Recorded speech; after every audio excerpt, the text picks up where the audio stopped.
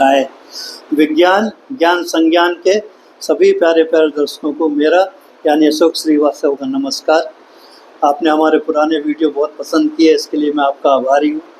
आगे भी आपको से इसी तरह के सहयोग की अपेक्षा करता हूँ। आज का जो विषय है वो मैथ्स या ज्योमेट्री से रिलेटेड है। बहुत सिंपल है, उसका टाइटल ना बता के मैं सीधा सीधा उसको शुरू करता हूँ। आप किसी बच्चे को आज पूछिए लाइन क्या होता है, कैसे डिफाइन करोगे, तो हो सकता है वो आपसे पूछे क्या सवाल पूछते हैं। बट इसको डिफाइन करने के लिए हम चालू करते हैं। एक हमने यहाँ बनाया डॉट पॉइंट या बिंदु, तीनों एक ही चीज़ है। ये डॉट को जब ऐसे बहुत सारे डॉट एक साथ एक को ज्वाइन करते हुए बना करके दूसरी जगह पर पहुँचते हैं तो ये बन जाती है लाइन।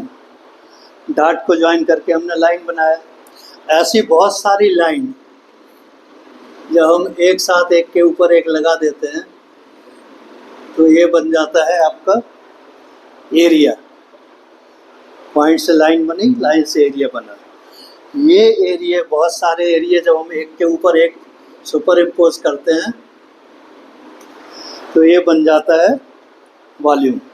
ओके, पॉइंट से लाइन बनी, लाइन से एरिया बना, एरिया से वॉल्यूम बना। इनमें इनके अगर डेफिनेशन वाइज पूछा जाए मैथ्स के हिसाब से तो जो डॉट होता है तो उसमें ना लेंथ होती है, ना विड्थ होती है, ना हाइट होती है।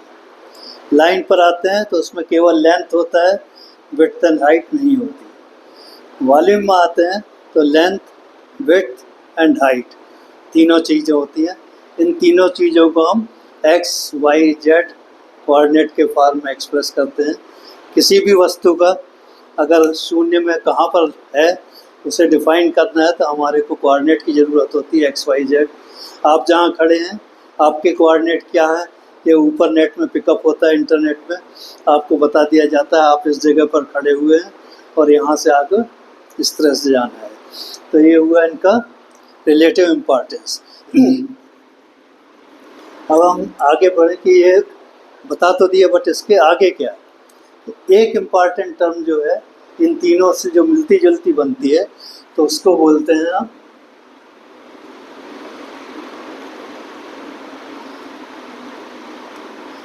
Loop and curve. ये इनसे बनती है। अभी पहले डिफाइन करेंगे कर्व क्या होता है। जब हम दो पॉइंट को बिल्कुल सीधा सीधा ज्वाइन करते हैं पॉइंट से, ये बन जाती है line. Shortest distance between the two points when you join together it becomes a line. But इन्हीं दो पॉइंट को अगर हम किसी और रूट से जाते हैं और फिर जब इसको ज्वाइन करते हैं तो ये बन जाती है कर्व। बट अगर इसी को दो पॉइंट्स को हमने ऐसे ज्वाइन किया बट ये दूसरा पॉइंट पहला बन गया, मीन्स हम वापस जा कर के जहाँ से शुरू किया था वहीं पहुँच जाते हैं तो उसे बोलते हैं लूप। तो इन टर्म्स में क्या हो गया, पॉइंट हो गया, लाइन हो गया, एरिया हो गया, वॉल्यूम हो गया, लूप हो गया, कर्व हो गया। इस लूप को अगर हम एक सिस्टम में कन्वर्ट करें, मीन्स एफआर ना बना के एक पर्टिकुलर पैटर्न में बनाते हैं तो उससे आपके बनते हैं बहुत सारे शेप।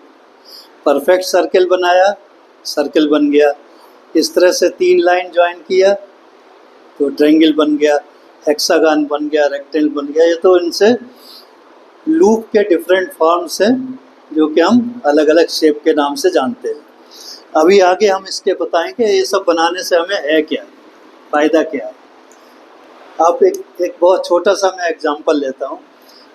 स्फीयर का जो सरफेस एरिया है that is 4 pi r square. r is the radius of that sphere.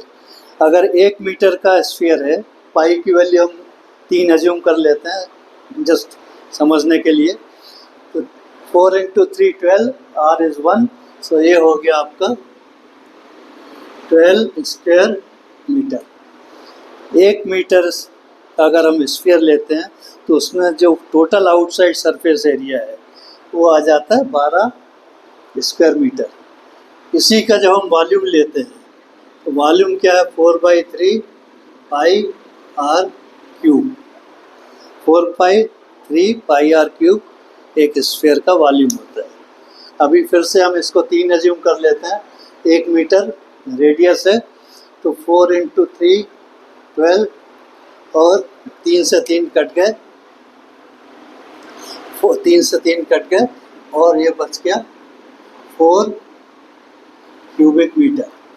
That means एक स्फीयर का जो वॉल्यूम है 12 स्क्वायर मीटर है, उसका जो इसका जो एरिया है 12 स्क्वायर मीटर है, volume is 4 cubic metre, means 1/3। जितना भी एरिया मतलब उतना हम मटेरियल यूज़ कर रहे हैं, और वॉल्यूम मीन्स उसके अंदर जितना स्पेस बनता है। तो ये जो रेशो है 1:3 का है, मतलब जितना भी एरिया है उसका 1/3 आपका हम वॉल्यूम उससे बना सकते हैं एक पर्टिकुलर मटेरियल से।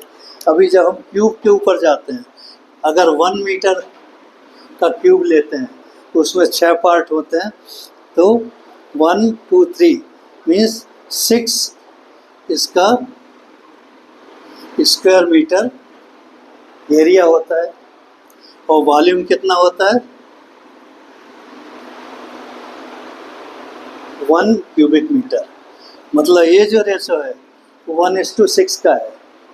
दैट मीन्स आप जब एक पर्टिकुलर वॉल्यूम के लिए अगर क्यूब बनाते हैं तो आपको 6 गुना मटेरियल लगता है, और जब उसका स्फीयर बनाते हैं तो 3 गुना material. Definitely there is a saving of material in a sphere. और बाकी जितने भी शेप हैं इन दो के बीच में जाते हैं। सो इसमें 1:3 का रेशो है, इसमें 1:6 का रेशो है। ये आपका जस्ट एक फिजिकल एग्जांपल के लिए बताया कि हम इसको यूज़ कहाँ करते हैं। आप कोई भी चीज़ बनाने जाते हैं उसमें पैसा खर्च होता है, मटेरियल लगता है। तो एक सिंपल प्रिंसिपल है कि स्फीयर में सबसे कम मटेरियल लगेगा, क्यूब में सबसे ज़्यादा मटेरियल लगेगा, दूसरे में अलग अलग लगेगा। Now we come to next para. जैसे अभी इसको हम कंबाइन करेंगे दूसरे सब्जेक्ट से। Now we come to language. Language में जब आते हैं, आपने कोई भी एक सेंटेंस लिखा, सेंटेंस के बाद अगर हम एक डॉट या पॉइंट लगा देते हैं, दैट मीन्स वो सेंटेंस वहाँ पर ख़त्म हो चुका है। बट अगर एक के साथ में हम 4-5 पॉइंट लगाते हैं, 4-5 डॉट लगाते हैं, मीन्स इट कंटिन्यूज। एक ही चीज़ के दो मतलब हो गए, एक में स्टॉप हो गया, एक में पढ़ता रहा। उसके आगे बढ़ते हैं, अगर हम इसको एक लाइन और एक डॉट लगाते हैं, दैट मीन्स कंफ्यूज कि ये कराए पर पानी फिर गया, आई डू नॉट नो कि ये है क्या मतलब। तो ये तो हो गया लैंग्वेज का। Now you come to maths. अभी 2 लाइनों के कॉम्बिनेशन, ये प्लस है, माइनस है, डिवाइड है, मल्टीप्लाई, ये सभी अलग अलग लाइन के और डॉट के सिंबल हो गए। किसी चीज़ को एक साथ बनाना है तो आप हम इसमें ऐसे कर्व यूज़ करते हैं। तो ये हो गए इनके different uses. Line, point, curve कहाँ यूज़ होते हैं, इसका हमें क्या फ़ायदा मिलता है, और हमारी ज़िंदगी के लिए या रोज़मर्रा के जीवन में लाइन, पॉइंट, डॉट, वॉल्यूम वगैरह का क्या इम्पोर्टेंस है। आशा है आपको ये वीडियो पसंद आया होगा। अगर पसंद आता है तो प्लीज़ लाइक एंड सब्सक्राइब ज़रूर कीजिए, इससे मेरा मॉरल बढ़ेगा और हम आपको और अच्छे अच्छे वीडियो देंगे। आप अगर सुझाव है कि आप इस टॉपिक पे बताइए, क्या ये मेरे अंदर कमी रही है, तो हम उसको अगले वीडियो में सुधारने की कोशिश करेंगे। सबका बहुत बहुत धन्यवाद। थैंक यू सो मच, और आगे भी देख रहे रहिए। Happy week. Thank you.